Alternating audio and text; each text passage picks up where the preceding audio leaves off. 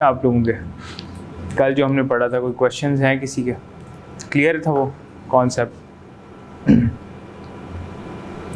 अच्छा, अब हम स्टार्ट करने जा रहे हैं बेसिकली इनके अंदर। अब मैं आप लोगों से क्वेश्चंस करने जा रहा हूँ बेसिकली जो हमने अभी तक पढ़ा है।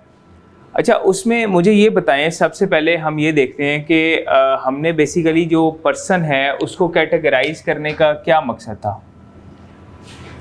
अपने पास ना एक बेसिकली अपना वो जो है कोई रजिस्टर निकाल लें, उसके ऊपर साथ साथ जो मैं आपको क्वेश्चंस दे रहा हूँ ना वो लिखते जाएं और उसका आंसर मुझे आप लोगों ने करना है, ठीक है?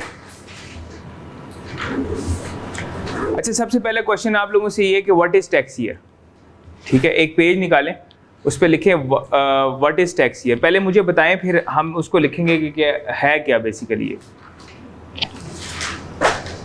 सिर्फ बेशक लिख दें tax year.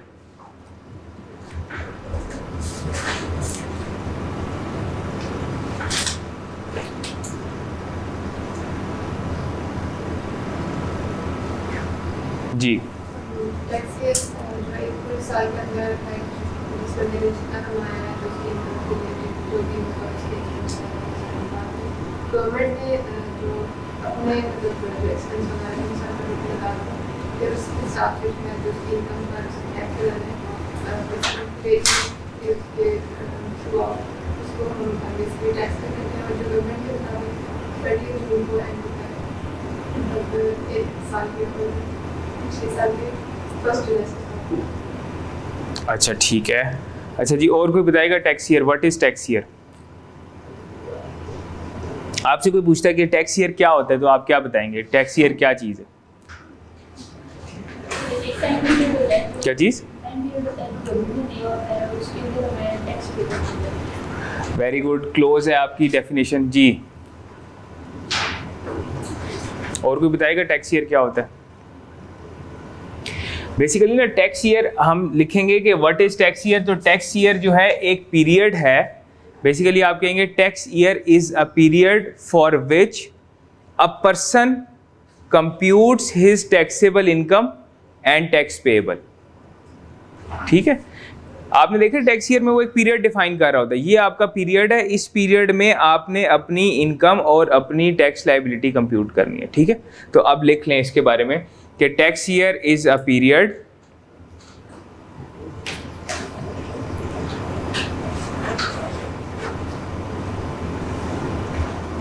against which a person computes his taxable income and tax liability or tax payable.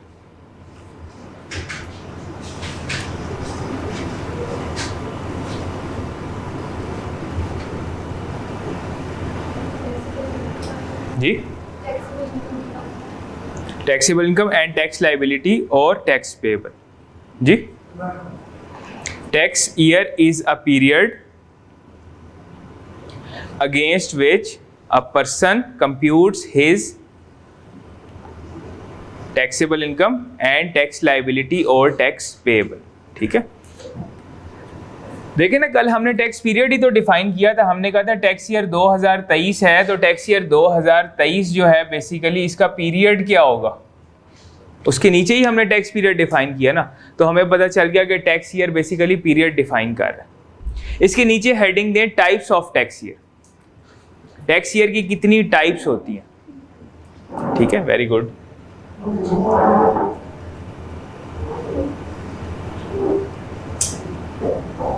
अच्छा जी, कितनी टाइप्स होती हैं? 3 टाइप्स होती हैं। कौन कौन सी?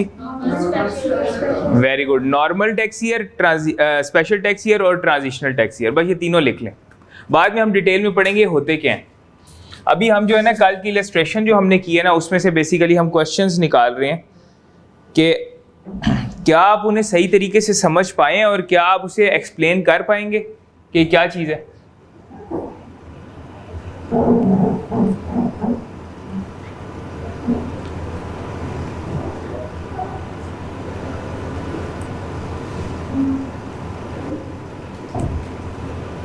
हो गया जी। अगली लिखें resident versus non resident person. ये वाला पॉइंट आ गया आपको। अच्छा जी, क्या फर्क है रेजिडेंट और नॉन रेजिडेंट में? कौन बताएगा?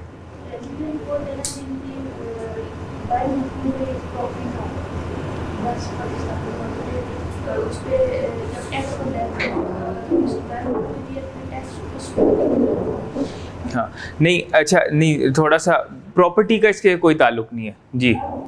रेजिडेंट पर्सन के जो पाकिस्तान सोर्स इनकम की और फॉरेन सोर्स इनकम टैक्सेबल होती है। Very good. और जो नॉन रेजिडेंट है सिर्फ पाकिस्तान सोर्स। बिल्कुल ठीक है। तो इन सिंपल वर्ड्स आपने लिखना है कि रेजिडेंट पर्सन की पाकिस्तान सोर्स इनकम भी टैक्स होगी और फॉरेन सोर्स इनकम भी टैक्स होगी, और नॉन रेजिडेंट की सिर्फ पाकिस्तान सोर्स टैक्स होगी। ठीक है। अच्छा, वो अब कहाँ पे होगी? अब ये भी पता होना चाहिए, पाकिस्तान में। ज़ाहिर बात है नॉन रेजिडेंट जो यहाँ पे टैक्स नहीं दे रहा, ठीक है, बाहर तो दे रहा होगा, यहाँ पे नॉन रेजिडेंट है ना, लेकिन बाहर तो दे रहा होगा। तो ये बताना है कि पाकिस्तान में बेसिकली नॉन रेजिडेंट की पाकिस्तान सोर्स इनकम भी और फॉरेन सोर्स इनकम दोनों टैक्सेबल हैं, और नॉन रेजिडेंट की सिर्फ यहाँ पे पाकिस्तान सोर्स इनकम टैक्सेबल है।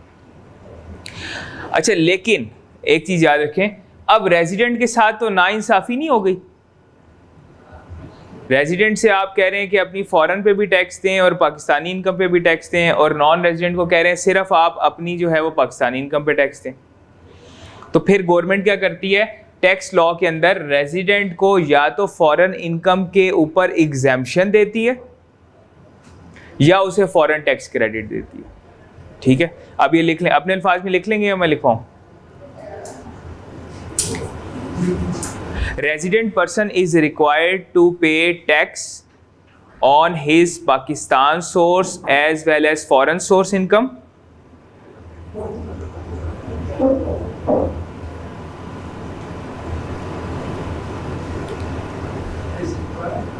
Is required to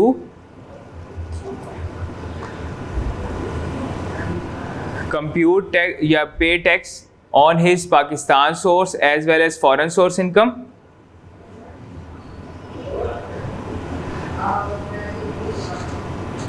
On the other hand, non-resident person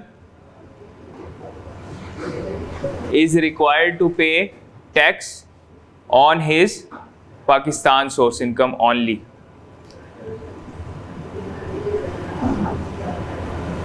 या बेसिकली अगर आप इसको इस तरह लिखना चाह रहे हैं तो आप इस तरह लिख लें, Pakistan source income plus foreign source income, और इसको लिख लें सिर्फ पाकिस्तान सोर्स इनकम, ताकि आप शॉर्ट करके लिख लें तो आपको याद भी रहेगा कि हाँ इस तरह से सिर्फ ये दो चीज़ें।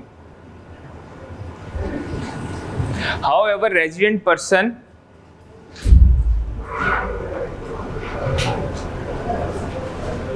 may either claim exemption or foreign tax credit on his foreign source income.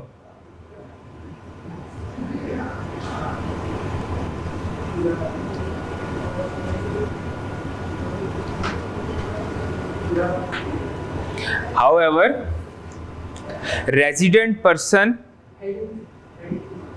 ये तो वही रेजिडेंट वाला ही चल रहा है ना, उसी के आगे लिखवा रहा हूँ। पहले हमने रेजिडेंट नॉन रेजिडेंट की बात की कि रेजिडेंट पाकिस्तान सोर्स और फॉरेन सोर्स इनकम दोनों पे टैक्स देता है और ये इस पे देता है, तो भाई इसके साथ तो ज्यादती हो रही है ना रेजिडेंट के साथ। तो रेजिडेंट पर्सन अब इसको फॉरेन सोर्स इनकम पे या एग्जेम्पशन मिलेगी या फॉरेन टैक्स क्रेडिट मिलेगा।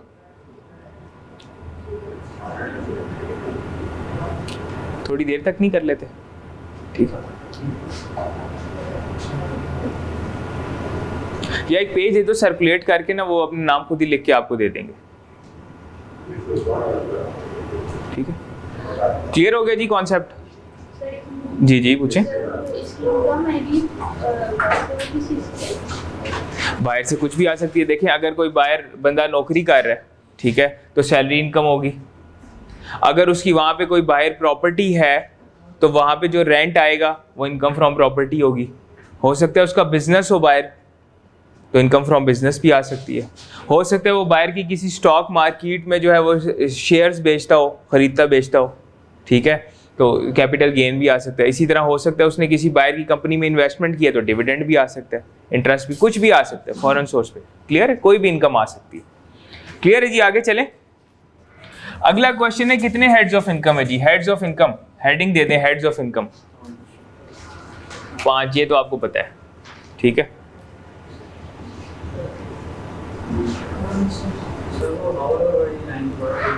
However, resident person is allowed to either claim exemption or foreign tax credit on his foreign source income, ठीक है, वो फॉरेन सोर्स इनकम पे सिर्फ क्लेम कर सकते हैं।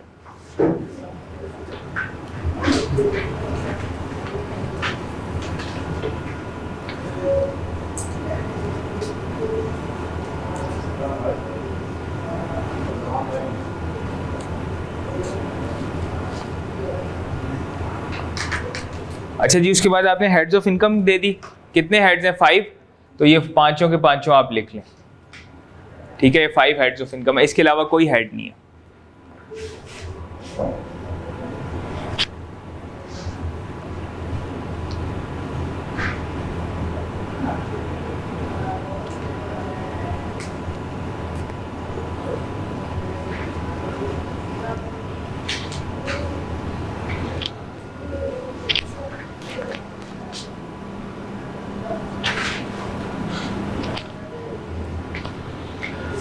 अच्छा, अब हेडिंग दें फाइनल टैक्स और सेपरेट ब्लॉक इनकम्स की।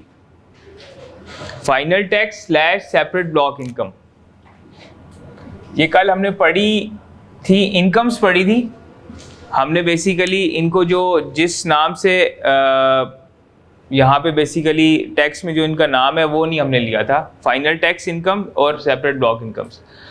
हमने, याद है आपको, 5 इनकम्स अलग की थी कल, उसमें से डिविडेंड, इंटरेस्ट और प्राइजेस वाली जो है इनको कहते हैं final tax incomes. Final tax regime में ये फॉल करती हैं। कल हमने डिविडेंड, इंटरेस्ट और प्राइजेस विनिंग्स की इनकम अलग निकाली थी ना, याद है सबको?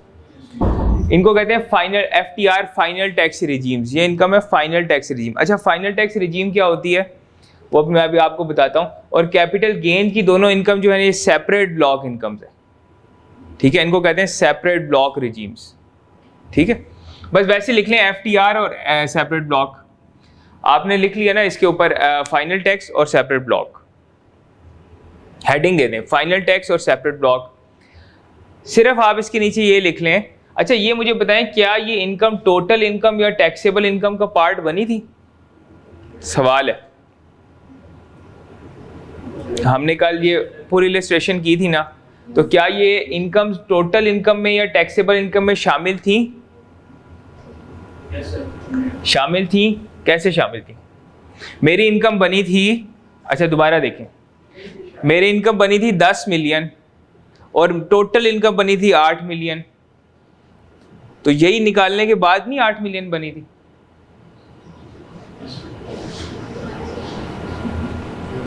क्या ये, अब देखिए टोटल इनकम कितनी अमाउंट है? 8 मिलियन। क्या 8 मिलियन में ये इनकम्स पड़ी हुई हैं? नहीं पड़ी हुई ना, तो इसका मतलब है ये टोटल इनकम में शामिल नहीं है। और इसी तरह क्या ये टैक्सेबल इनकम में शामिल है? नहीं, ये तो टोटल इनकम से भी निकल गई। तो ये दोनों इनकम्स क्या होती हैं? Do not become part of total income और टैक्सेबल इनकम। बस इसकी एक कैरेक्टरिस्टिक्स लिख लें कि these income do not become part of total income and taxable income. क्या चीज? हेडिंग लिखें separate block income, final tax and separate block incomes.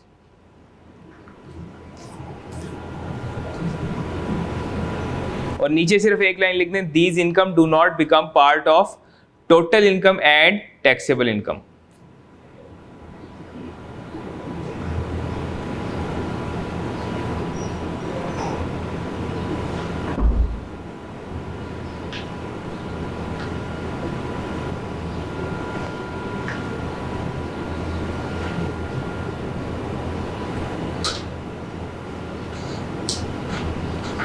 लिख लिया जी। अगला सवाल मेरा आपसे है, लिख लिया सबने? कोई रह तो नहीं किया? लिख लें, चलें फिर क्वेश्चन करता हूँ। ये बात समझ आ गई कि टोटल इनकम और टैक्सेबल इनकम का पार्ट नहीं बनती। अगला सवाल है total income versus taxable income, इन दोनों में क्या फर्क है? हेडिंग दें total income versus taxable income.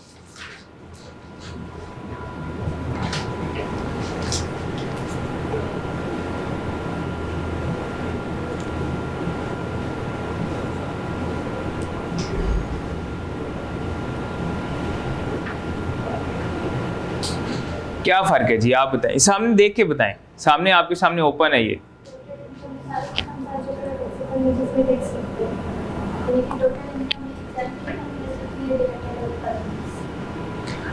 ठीक, अच्छा टोटल इनकम क्या होती है? नहीं लेकिन वो उसमें वो सेपरेट ब्लॉक और वो वाली तो नहीं आ रही थी। अच्छा ठीक है, उसको निकाल के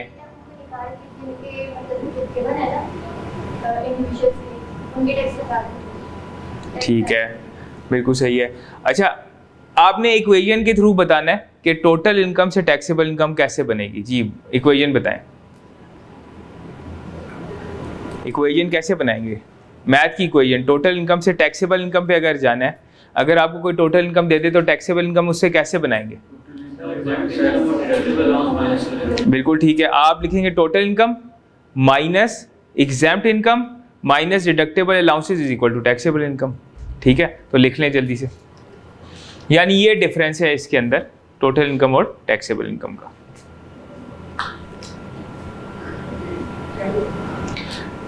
total income minus exempt income minus deductible allowances, ये लिखा हुआ भी है बल्कि देखें, total income less this is equal to taxable income. अच्छा ये जो आपकी टैक्सेबल इनकम आती है ना, इसको कहते हैं नॉर्मल टैक्स रिजीम। ऊपर आपने दो रिजीम्स पढ़ी है ना अभी, फाइनल टैक्स रिजीम और सेपरेट ब्लॉक रिजीम, जिसमें वो डिविडेंड इंटरेस्ट वो चीजें आ रही थी। ये जो टैक्सेबल इनकम होती है ना, इसको कहते हैं नॉर्मल टैक्स रिजीम। इसके आगे बेशक लिख लें टैक्सेबल इनकम के साथ, इसको कहते हैं नॉर्मल टैक्स रिजीम की इनकम, NTR।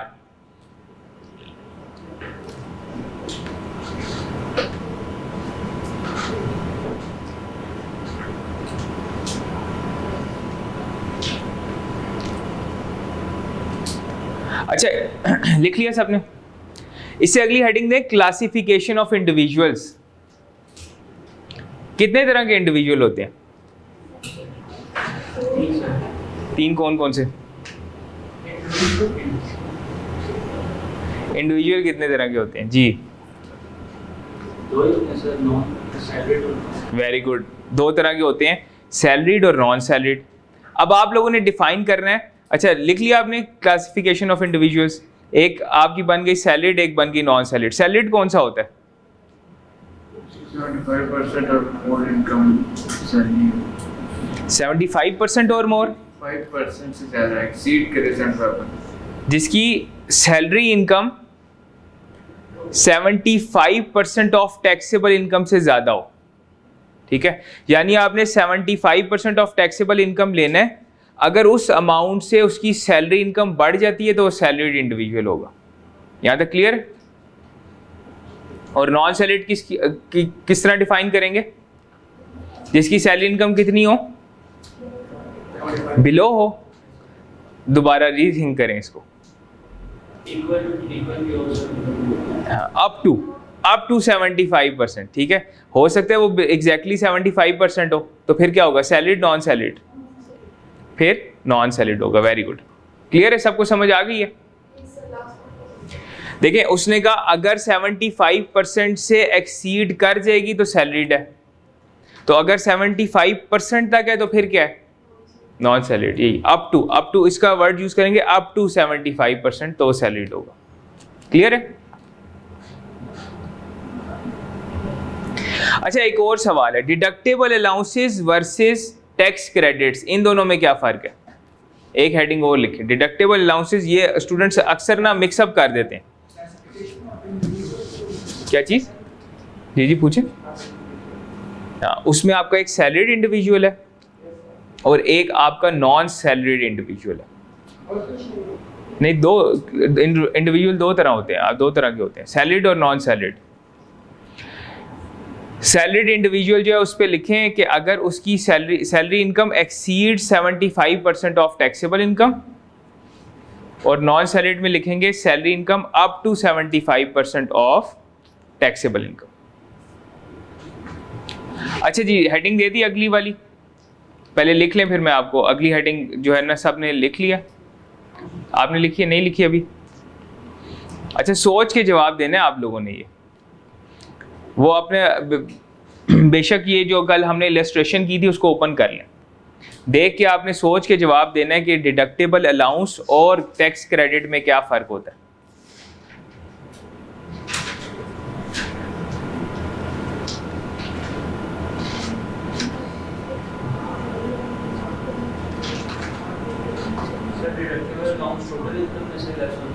ठीक है, वेरी गुड, बिल्कुल ठीक है। अच्छा, बेसिकली ये देखें ना कि इनकम से जो डिडक्शन हो रही है वो डिडक्टेबल अलाउंस इनकम से डिडक्शन हो रही है, और जो आपके टैक्स क्रेडिट्स हैं वो बेसिकली आपकी लाइबिलिटी से डिडक्शन है। ठीक है, आपने इनको मिक्सअप नहीं करना, इनका बड़ा फ़र्क पड़ जाता है। क्योंकि देखें, आपकी इनकम अगर 100 रुपये है तो हो सकता है टैक्स 10 रुपये बनता हो, ऐसा है ना। तो आप जो चीज़ इनकम से माइनस करते हैं वो डिडक्टेबल अलाउंस होता है, और जो आप टैक्स से माइनस करते हैं वो टैक्स क्रेडिट होता है।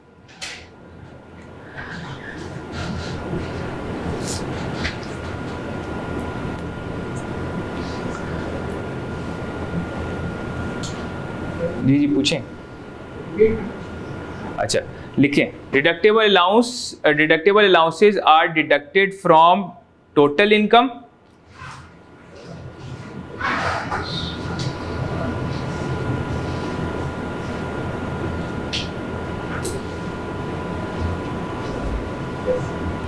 tax credits are deductions from tax liability.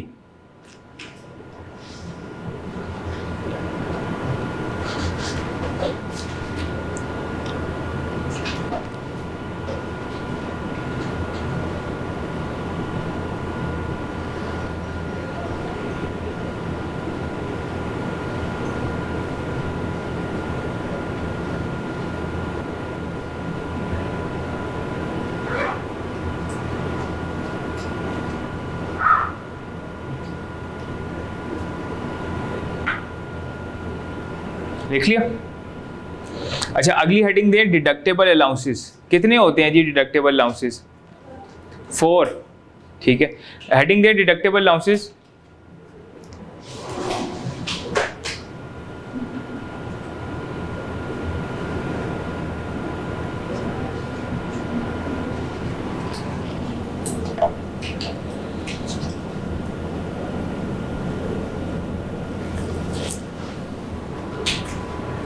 अच्छा जी, लिखें, there are 4 deductible allowances which are as follows. Now,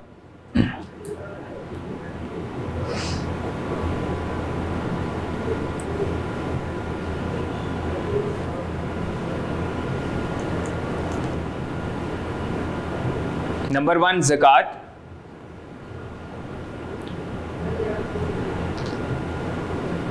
number 2 WWF, इसका पूरा नाम है वर्कर्स वेलफेयर फंड। ठीक है, ये हम वैसे पढ़ेंगे, आपकी उसमें लिखा हुआ है, वैसे ही सिर्फ एब्रीविएट भी करके लिख देना ताकि आपको ये चीज़ें जितना आप शॉर्ट करके लिखेंगे उतना ज़हन में बैठेंगी। WPPF, इसका पूरा नाम है वर्कर्स प्रॉफिट पार्टिसिपेशन फंड। ठीक है, और आखिरी है deductible allowance on educational expenses.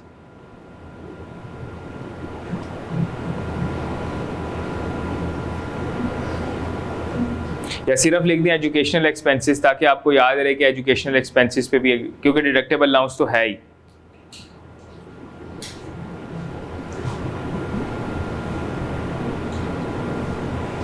अच्छा जी, उसके बाद आपका है जी टैक्स क्रेडिट्स।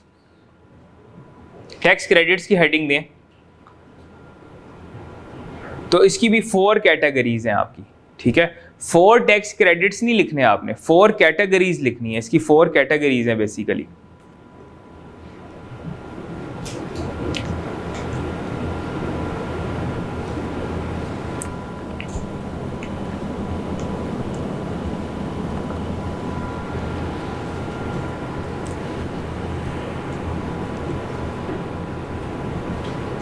सबसे पहले आप लिखेंगे फर्स्ट कैटेगरी जो है foreign tax credit under section 103।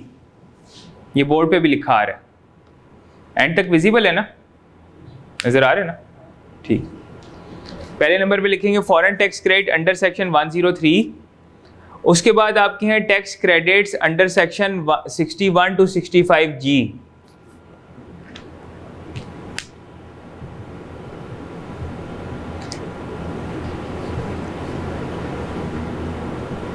उसके बाद है जी सेकंड स्केड्यूल टैक्स क्रेडिट्स। अच्छा, ये कल तक मैंने इसलिए आप लोगों को नहीं लिखवाए थे कि बेसिकली लॉ इनको स्पेसिफिकली रिकग्नाइज उस तरह से टैक्स क्रेडिट्स नहीं करता, लेकिन आई कैब के जो आंसर्स हैं वो इसको रिकग्नाइज करते हैं सेकंड स्केड्यूल टैक्स क्रेडिट्स को, इसलिए इसे थर्ड कैटेगरी में आप लोग डाल दें, second schedule tax credits.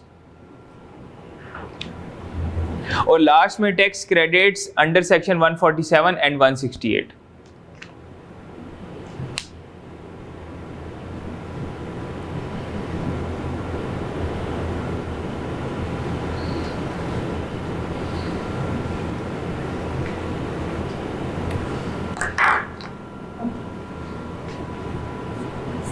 Done, लिख लिया जी।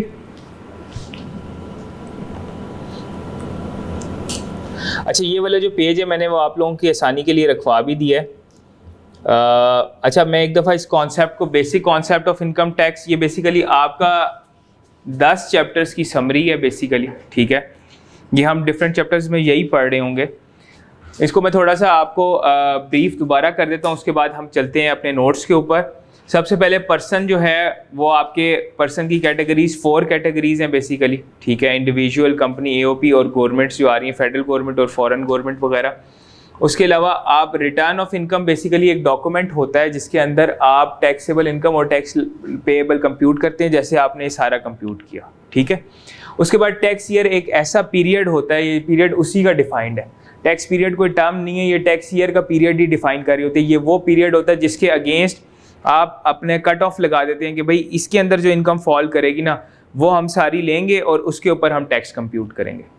उसके बाद रेजिडेंट और नॉन रेजिडेंट का ये कॉन्सेप्ट है। अगर वो बंदा रेजिडेंट है तो आप उसकी इनकम के अंदर उसकी पाकिस्तानी इनकम भी डालेंगे और फॉरेन इनकम भी डालेंगे एट द एंड। लेकिन क्या होगा, जैसे वो एग्जाम्प्ट निकाल देते हैं ना बाद में, तो आप अगर या तो उसको एग्जाम्पशन मिल जाएगी या एट द एंड जाके फॉरेन टैक्स क्रेडिट मिल जाएगा, ठीक है। उसके बाद ये हो जाएगा, हेड्स ऑफ इनकम आपके 5 हैं, यानी कोई भी पर्सन इन 5 हेड से इनकम अर्न कर सकता है, ठीक है जी। नॉन रेजिडेंट क्या? नॉन रेजिडेंट वो होता है जो सिर्फ अपनी पाकिस्तान सोर्स इनकम के ऊपर यहाँ पे अपनी इनकम में उसको शामिल करता है। हो सकता है वो बाहर से भी इनकम अर्न कर रहा हो, लेकिन वो अपनी टैक्सेबल इनकम की कंप्यूटेशन में अपनी फॉरेन सोर्स इनकम ऐड नहीं करेगा, ठीक है।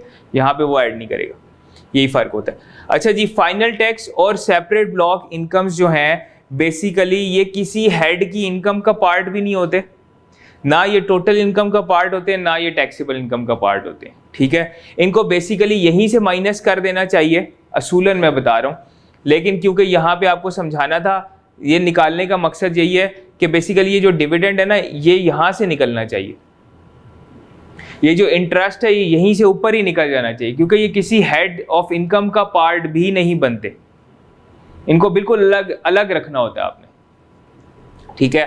अच्छा, मैं इसकी एक और बड़ी एग्जांपल ये देता हूँ कि देखें माशाल्लाह आप लोग सारे नॉर्मल स्टूडेंट्स हैं जैसे, ठीक है। आप सुन भी सकते हैं प्रॉपर तरीके से, देख भी सकते हैं, लिख भी सकते हैं। क्या अगर कोई इधर एबनॉर्मल स्टूडेंट हो जो देख ना सकता हो, तो क्या वो मेरा लेक्चर इसी तरह अटेंड कर सकता है? नहीं कर सकता ना, तो वो आपके साथ इधर क्लास में नहीं बैठ सकता, उसके लिए स्पेशल कोई क्लास अरेंज करनी पड़ेगी, ऐसा ही है। तो इसी तरह ये इनकम्स की यही कैरेक्टरिस्टिक्स होती हैं, ये स्पेशल इनकम्स होती हैं, इनको इनसे अलग रखा जाता है, इनको निकाल दिया जाता है। ना ये किसी हेड ऑफ इनकम का पार्ट बनती हैं, ना ये टोटल इनकम का पार्ट बनती है, ना ये टैक्सेबल इनकम का पार्ट। इन इनकम्स को डायरेक्ट इनका जो टैक्स रेट है वो अप्लाई करके वो टैक्स लायबिलिटी इनकी कंप्यूट हो जाती है। क्लियर है जी? जी, FTR, ये FTR है ना, FTR और सेपरेट ब्लॉक की एक ही कैरेक्टरिस्टिक्स है, ठीक है। हम इन डिटेल पढ़ेंगे, लेकिन अभी आपने इस पॉइंट के लिए आपने ये समझना है कि FTR और सेपरेट ब्लॉक जो दोनों इनकम्स हैं ना, ये सारी इनकम, ये जो है FTR और सेपरेट ब्लॉक हैं जो हमने कल निकाली हुई थी, ना ये किसी हेड ऑफ इनकम का पार्ट बनती हैं, ना ये टोटल इनकम का पार्ट बनती हैं, ना ये टैक्सेबल इनकम का पार्ट बनती है। इनको बिल्कुल अलग रखा जाता है, ठीक हो गया। उसके बाद ये जब आपकी ये इनकम माइनस हो जाती है तो आपकी टोटल इनकम आ जाती है। टोटल इनकम जो है बेसिकली इसके अंदर आपके हर हेड की टैक्सेबल इनकम भी शामिल होती है और एग्जैम्प्ट इनकम्स भी शामिल होती हैं। तो इससे जब एग्जाम्प्ट इनकम निकालते हैं, उसके बाद डिडक्टेबल अलाउंस माइनस करते हैं, तो फिर आपकी taxable income NTR normal tax regime वाली आ जाती है, ठीक है। उसके बाद आप क्या करते हैं, फिर आप टैक्स लाइबिलिटी कंप्यूट करते हैं। अब टैक्स लाइबिलिटी कैसे कंप्यूट हुई, NTR वाले के ऊपर हमने कल रेट लगाया था, ये आपकी लाइबिलिटी आ गई थी, इनके ऊपर इनके जो भी रेट लग रहे हैं वो आप लगाएंगे, वो आपको रेट्स दिए हुए हैं, ठीक है, तो आपकी ये लाइबिलिटी आ जाएगी। उसके बाद लाइबिलिटी में आपने टैक्स क्रेडिट्स माइनस करने हैं, तो ये टैक्स पेएबल आ जाएगा, ठीक है। ये इलस्ट्रेशन मैंने फोटोकॉपियर के पास रखवा दी है, एक पेज पे ही है, तो वो आप ले लीजिएगा, आसानी हो जाएगी आप लोगों को। अच्छा जी, अब हम आ जाते हैं अपने नोट्स के ऊपर। अब हमने स्टार्ट करना है अपनी पढ़ाई को। अच्छा, सबसे पहले वो कह रहा है अब ये नोट्स कैसे बने हुए, मैंने आपको बताया था मेरे जो नोट्स हैं वो लिंक हैं आपकी बुक के साथ, आपके इनकम टैक्स लॉ जो है उनके साथ, यानी इनकम टैक्स के आपके लॉ जो है वो इनकम टैक्स ऑर्डिनेंस है, इनकम टैक्स ऑर्डिनेंस 2001, और इनकम टैक्स के रूल्स हैं, ठीक है। बेसिकली जो सोर्स लॉ है, जैसे अगर मिसाल के तौर पे मैं आपको कोई बात कोट करूं इस्लामी, तो मैं कहूँगा कुरान में इस सूरत में इस आयत में ये बात लिखी हुई है, मतलब सोर्स रेफर कर रहा हूँ। तो बेसिकली जो टैक्स लॉ का ओरिजिन है ना, वो इनकम टैक्स ऑर्डिनेंस और उसके रूल्स हैं, ठीक है। तो वहाँ मैंने वो भी यहाँ पे रेफर हुए हैं, वो मैं भी आपको बताता हूँ कैसे। उसके अलावा पास्ट पेपर के क्वेश्चंस भी रेफर हुए हुए हैं, अभी हम आज उसको एक आध क्वेश्चन को अटेम्प्ट भी करेंगे। अच्छा, सबसे पहले चैप्टर कैसे रेफर हुआ है, ये चैप्टर 4 जो आपका बुक है बेसिक कॉन्सेप्ट्स ऑफ टैक्सेशन, उसमें आपको ये सारे टॉपिक्स मिल जाएंगे। सबसे पहले तो आपका चैप्टर रेफरेंस आ गया। इस चैप्टर में हम पढ़ेंगे क्या क्या, कंटेंट्स आपके दिए हुए हैं। सबसे पहले हम पढ़ेंगे scope of income tax, income tax का क्या स्कोप है, एंड तक नजर आ रहा है, थोड़ा बड़ा कर दें, क्लियर है, ये नोट्स हैं, अच्छा थोड़ा और बड़ा कर देता हूँ। टैक्स ईयर का कॉन्सेप्ट पढ़ेंगे, हमने टैक्स ईयर पढ़ भी लिया है। कंप्यूटेशन ऑफ टैक्सेबल इनकम कैसे कंप्यूट करते हैं हमने देख लिया इलस्ट्रेशन में। पर्सन क्या होता है ये भी हम ऑलरेडी देख चुके हैं। रेजिडेंशियल स्टेटस, अच्छा अभी तक हमने ये देखा कि रेजिडेंट और नॉन रेजिडेंट में फ़र्क क्या है टैक्स के पॉइंट ऑफ व्यू से, लेकिन होता कौन है वो हम यहाँ जाके पढ़ेंगे further. Determination of tax liability कैसे कंप्यूट करते हैं वो भी हम ऑलरेडी इलस्ट्रेशन में उसको ओवरऑल कवर कर चुके हैं। टैक्स रिजीम्स क्या होती हैं, टैक्स रिजीम्स अभी हमने देखी, normal tax regime, final tax regime और सेपरेट ब्लॉक रिजीम, ठीक है। अभी हम इन डिटेल पढ़ेंगे इन चीज़ों को। इनकम टैक्स अथॉरिटीज़ और कॉमन रूल्स, ठीक है। अब हम सबसे पहले जाके यहाँ पे ये चीज़ें हमने पढ़नी है। सबसे पहले जी आपका स्कोप ऑफ टैक्स, ये आपका टॉपिक लिखा हुआ है यहाँ पे, स्कोप ऑफ टैक्स या चार्ज ऑफ टैक्स। अगर कोई इनकम टैक्स ऑर्डिनेंस से जाके पढ़ना चाहे तो वहाँ पे आपको ये मिलेगा सेक्शन 4 और फर्स्ट स्केड्यूल उसका, ठीक है। आपका लॉ रेफर हो गया, कोई ना पढ़ना चाहे तो कोई मसला नहीं, क्योंकि आपके लेवल पे वो नहीं पूछता रेफरेंसेस। पास्ट पेपर इससे रिलेटेड आई कैप ने कौन सा पूछा हुआ है, क्वेश्चन नंबर 5 और क्वेश्चन 23 पूछा हुआ है उसने। अच्छा ये नोट्स के साथ आपको दिए हुए होंगे, अभी हम करेंगे ना जब उसको तो आपको पता चल जाएगा। अटेम्प्ट का रेफरेंस भी है और उसका क्वेश्चन नंबर का भी रेफरेंस दिया हुआ है, वो हम करेंगे। सबसे पहले हम जो है ना इसका कॉन्सेप्ट को पढ़ लेते हैं, ठीक है। कॉन्सेप्ट क्या है जी, इसका कॉन्सेप्ट है जी स्कोप ऑफ टैक्स या चार्ज ऑफ टैक्स। इसका कॉन्सेप्ट देखते हैं जी, एक मिनट।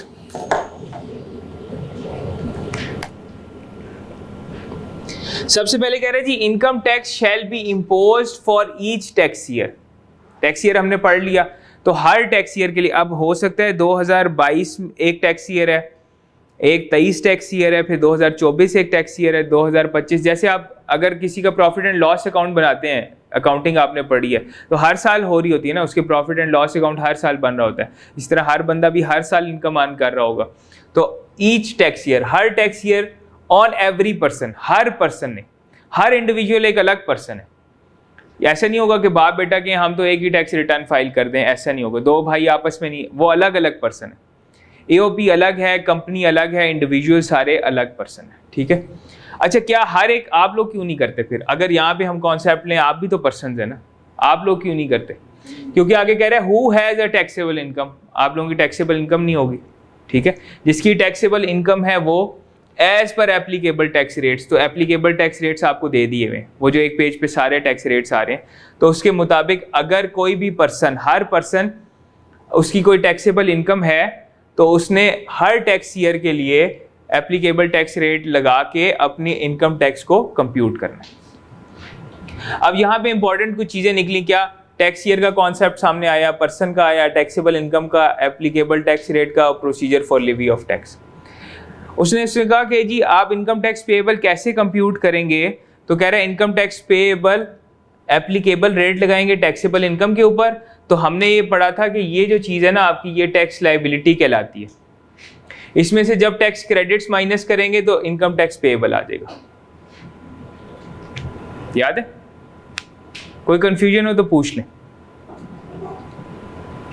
फिर उसने कहा order of tax credits. Order of tax credits क्या है? सबसे पहले फॉरेन टैक्स क्रेडिट, फिर tax credit under section 61 to 65G, फिर सेकंड स्केड्यूल के, फिर 147 और 168। ये 4 कैटेगरीज है आपकी। ठीक हो गया? अच्छा, ऑर्डर से क्या मुराद है? वो कह रहा है कि अगर आपके ना बहुत सारे टैक्स क्रेडिट्स आपके बन रहे हैं तो ऑर्डर आपने यही रखना है। ऑर्डर कैसे होगा? कभी आप, ऐसा तो नहीं हुआ कोई अभी आया कोई स्टूडेंट, उसने आई कैप में अपनी रजिस्ट्रेशन कराई, उसने कहा मैं कैफ 8 का पेपर दूंगा, ऐसा हुआ है कभी? नहीं हुआ। पहले वो PRC क्लियर करेगा, तो पहली कैटेगरी PRC है। दूसरे नंबर पे दूसरी category group A of Kaif आएगी, फिर ग्रुप B ऑफ कैफ। ठीक है, तो इसी तरह इनका भी ऑर्डर है, ये चारों इसी ऑर्डर में। ऑर्डर से मुराद ये है कि जब तक आप ये अपना क्लेम नहीं करते ना क्रेडिट, अगला वाला क्लेम नहीं कर सकते। इनको एक सीक्वेंस में लिखना है आपने। ठीक है, बात समझ आ गई? अब हम इसका देखते हैं जी आई कैप का क्वेश्चन, क्वेश्चन 5 और क्वेश्चन नंबर 23।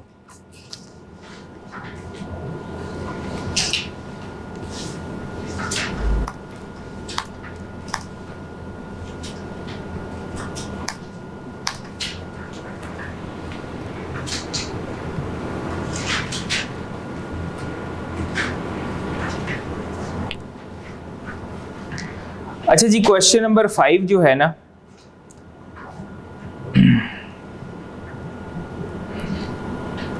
ये क्वेश्चन नंबर 5 सबको विजिबल है ना? क्वेश्चन नंबर 5 में वो कह रहा है under the provisions of income tax ordinance 2001 explain the following. अब उसने स्पेशल टैक्स ईयर भी पूछा, ट्रांजिशनल टैक्स ईयर भी पूछा है आपसे, order of application of various tax credits while computing the tax liability of the taxpayer। हमारा basically अभी तक तो हमने ये पढ़ा है, तो कह रहे हैं ऑर्डर बताएं। अच्छा, अब अगर कोई देखना चाहे किस अटेम्प्ट में उसने पूछा है, तो स्प्रिंग 16 की अटेम्प्ट में उसने पूछा है, उसका क्वेश्चन नंबर 3 था। ठीक है, तो आपको बेसिकली वहां से भी रेफर हो जाएगा जो पास्ट पेपर के क्वेश्चन है। अच्छा, एक तो उसने ऑर्डर पूछ लिया आपसे, ठीक है। अब इसका आंसर देखते हैं साथ ही, ये आंसर भी मैंने आपको उसमें से दिए में, इसका सी था ना बेसिकली हमारा। तो कह रहे जी अच्छा ये टैक्स क्रेडिट्स अभी जो यहाँ पे चैप्टर 4 में लिखे हुए हैं ना, यहाँ पे तो बड़े शॉर्ट करके आपको बताए हुए हैं। जब हम चैप्टर 11 में जाएंगे ना, बेशक आप उसका टाइटल देखें तो उसके टाइटल में टैक्स क्रेडिट्स आ रहा है, वहाँ पे इनकी पूरी कंप्यूटेशन देखेंगे हम, तो उस टाइम पे डिटेल में आपको ये समझ आएंगे। अभी सिर्फ आपको यहाँ पे सिर्फ ऑर्डर पता होना चाहिए कि ऑर्डर क्या है बेसिकली। तो सबसे पहले कह रहा है if a tax payer is allowed more than 1 tax credit for a year. अगर एक टैक्स क्रेडिट है फिर तो ऑर्डर की जरूरत नहीं है ना। अब फॉर एग्जाम्पल आई कैप का आपने पेपर ही एक देना हो तो उसमें कोई ऑर्डर चाहिए? नहीं चाहिए। लेकिन जब आपने सारे पेपर देने हैं फिर ऑर्डर चाहिए ना आपको। तो कह रहा है अगर आपको more than 1 tax credit allowed है तो फिर उस केस के अंदर आपने credit shall be applied in the following order. सबसे पहले कह रहा है फॉरेन टैक्स क्रेडिट, उसके बाद tax credit allowed under chapter 10 of part 3। अच्छा, चैप्टर 10 ऑफ पार्ट 3 जो है ना वो सेक्शन 61 to 65G वाले, ठीक है। तो ये बेसिकली ये वो है। अच्छा, अब आप ये देखें, ये इसी तरह ही है जैसे फॉर एग्जांपल मैं कहूँ कि आपका जो बुक का मिड पार्ट है वो इनकम टैक्स का है, पार्ट 2 है वो, ठीक है। हमने कहा था ना आपका टैक्स का सिलेबस 3 पार्ट्स में डिवाइड हुआ हुआ है, एक इंट्रोडक्शन टू टैक्स है, फिर इनकम टैक्स है, फिर सेल्स टैक्स है। तो यहाँ पे वो पार्ट के हिसाब से रेफर कर रहा है। लेकिन अगर मैं कहूँ कि इनकम टैक्स के चैप्टर्स कितने हैं तो आप कहेंगे जी 4, 5, 6, 7, 8, तो आप आगे 16 तक ले जाएंगे। तो वो जो सेक्शन का रेफरेंस है वो समझ लें वो 4, 5, 6 वाला है, ठीक है। तो ये जो आपका ये अब सेक्शन है ना, ये सेक्शन 61 था आपका, ठीक है।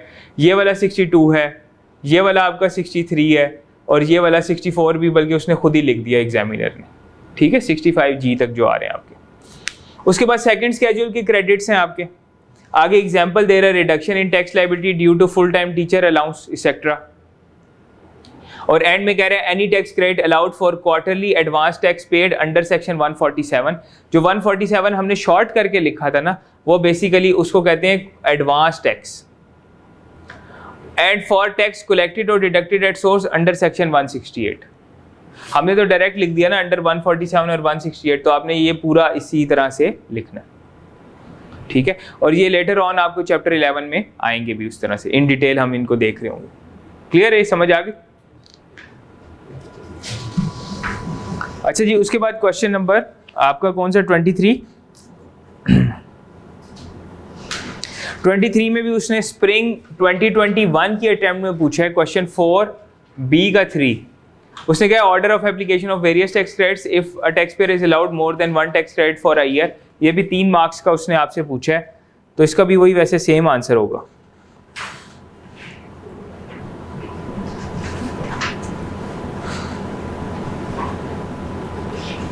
अच्छा, इसके अंदर जितने क्वेश्चंस आ रहे हैं ना, ये सारे आई कैप के क्वेश्चंस हैं एज इट इज, और आई कैप के suggested answer as it is है, ठीक है।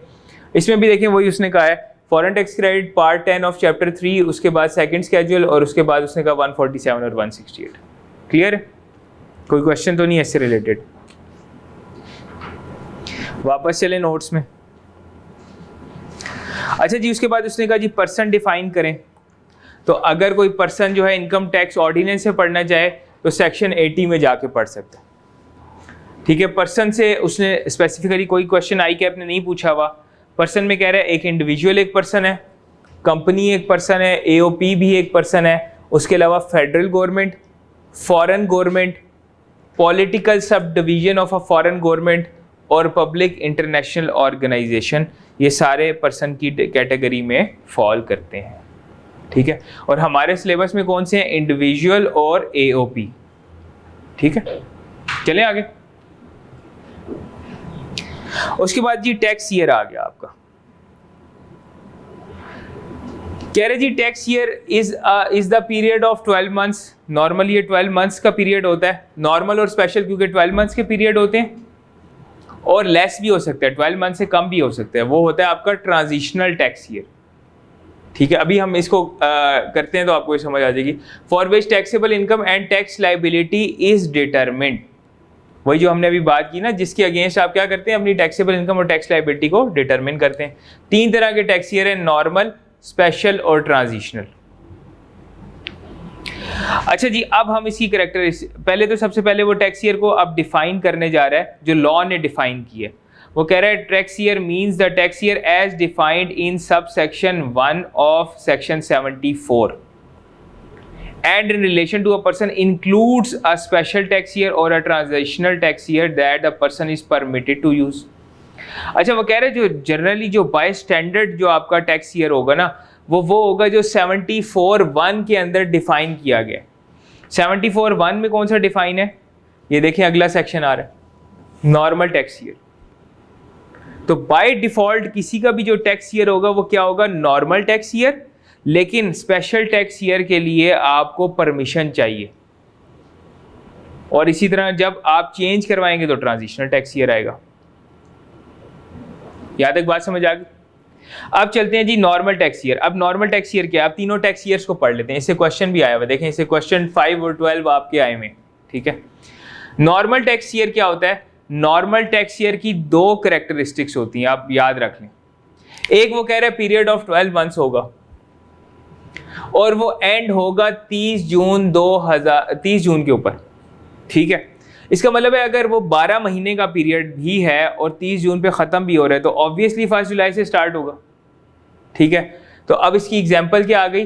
फॉर एग्जांपल 1 जुलाई 2020 से शुरू हो रहा है और 30 जून 2021 पे ख़त्म हो रहा है। अच्छा, अब इसको डिनोट कैसे करेंगे?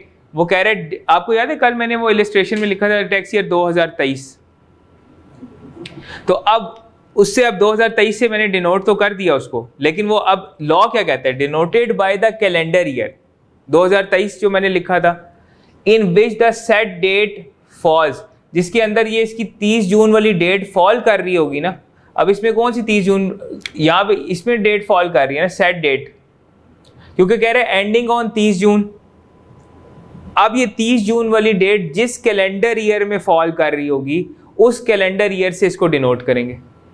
जैसे ये 30 जून वाली डेट किस कैलेंडर ईयर में फॉल कर रही है, 2021 में, तो 2021 इसको कहेंगे टैक्स ईयर 2021। क्लियर, कोई कंफ्यूजन तो नहीं है? अच्छा, अब स्पेशल टैक्स ईयर में आ जाते हैं। स्पेशल टैक्स ईयर की भी दो कैरेक्टरिस्टिक्स हैं। दो कौन सी हैं? पीरियड ऑफ 12 मंथ्स, ये भी 12 महीने का पीरियड है, लेकिन different from normal tax year है। यानी ये 30 जून पे नहीं ख़त्म होता भाई, 30 जून पे नहीं ख़त्म होता, फिर किस पे ख़त्म होता है? ये किसी भी महीने में ख़त्म हो सकता है, ठीक है। 31 दिसंबर पे भी ख़त्म हो सकता है, 31 मार्च पे भी ख़त्म हो सकता है, ठीक है, किसी भी महीने में ये ख़त्म हो सकता है। अच्छा, अब यहाँ पे क्या है, फॉर एग्जांपल हमने कहा 1 जनवरी 2022 से स्टार्ट हो रहा है, तो 12 महीने इसके पूरे करने हैं ना, तो 31 दिसंबर 22 पे ख़त्म हो जाएगा, ठीक है। अब इसको डिनोट कैसे करें? वो कह रहे हैं denoted by the calendar year relevant to the normal tax year in which the closing date of the special tax year falls. अब ये समझने की ज़रूरत है। अब ये टैक्स ईयर हमने लिया 1 जनवरी, इसको थोड़ा बड़ा कर दूं, नज़र आ रहा है एंड तक? हमारा स्पेशल टैक्स ईयर कौन सा था? 1 जनवरी 2022 से लेके 31 दिसंबर 2022 तक।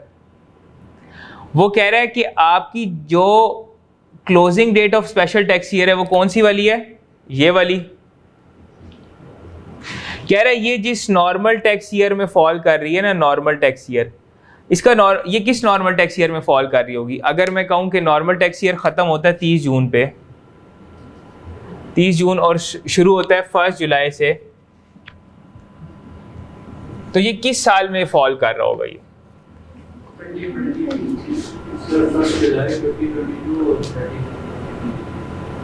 आप कह रहे हैं 1 जुलाई 2022 से जो नॉर्मल टैक्स ईयर शुरू हो रहा होगा और 2023 में ख़त्म हो रहा होगा, ऐसा ही है। अब इसकी देखें ना, अब यहाँ पे अगर मैं कहूँ 1 जुलाई 2022 से लेके जो 30 जून 2023 वाला नॉर्मल टैक्स ईयर है, इसके अंदर इसकी क्लोजिंग डेट फॉल कर रही है, कर रही है। तो वो कह रहा है इस नॉर्मल टैक्स ईयर ने जिससे डिनोट होना है उसी से इसने भी होना है। अब देखें आ रहा है टैक्स ईयर 2023। अब इसको दोबारा पढ़ते हैं। Denoted by the calendar year relevant to the normal tax year, जो इस नॉर्मल टैक्स ईयर से रिलेट कर रहा है, 2023 ही रिलेट कर रहा है ना, ऊपर हमने कहा था ना जिसमें ये 30 जून वाली डेट फॉल कर रही होगी। अच्छा, कौन सा normal tax year? In which the closing date of the special tax year falls. सबको बात समझ आ गई है? किसी को नहीं आई तो पूछ ले। आइए, क्लियर हुआ? सबको आ गई जी समझ? आगे चलें। अच्छा जी, ट्रांजिशनल टैक्स ईयर जो है ना, इसकी एक ही कैरेक्टरिस्टिक्स है, एक ही खूबी है इसकी, जब भी चेंज होगा, जब भी आप एक टैक्स ईयर से दूसरे टैक्स ईयर में जाएंगे, चेंज करवाएंगे, तो आपका जो है या नॉर्मल से स्पेशल में चले जाएं या स्पेशल से नॉर्मल में चले जाएं, तो आपका जो बीच का पीरियड है उसमें आपका क्या आएगा? Transitional tax year. अभी हम इसको ना उधर बोर्ड पे करके आपको इजीली समझ आ जाएगा। फॉर एग्जांपल मेरा नॉर्मल टैक्स ईयर चलता आ रहा था। नॉर्मल टैक्स ईयर कब से स्टार्ट होता है? कोई टैक्स ईयर बताएं नॉर्मल टैक्स ईयर। 1 जुलाई 2020 और ये 30 जून पे ख़त्म हो जाएगा, 30 जून 2021 पे ख़त्म होगा। मैंने कहा मैंने ना अपना टैक्स ईयर चेंज कराना है, मैंने अपना जो टैक्स ईयर है ना वो स्पेशल टैक्स ईयर कराना है। Special tax year, special tax year मैंने कहा अब वो तो मैं कोई भी रख सकता हूँ, लेकिन कोई भी बता दें स्पेशल टैक्स ईयर। 1 जनवरी से। आपने कहा जी मैंने रखना है 1 जनवरी से, एक मिनट,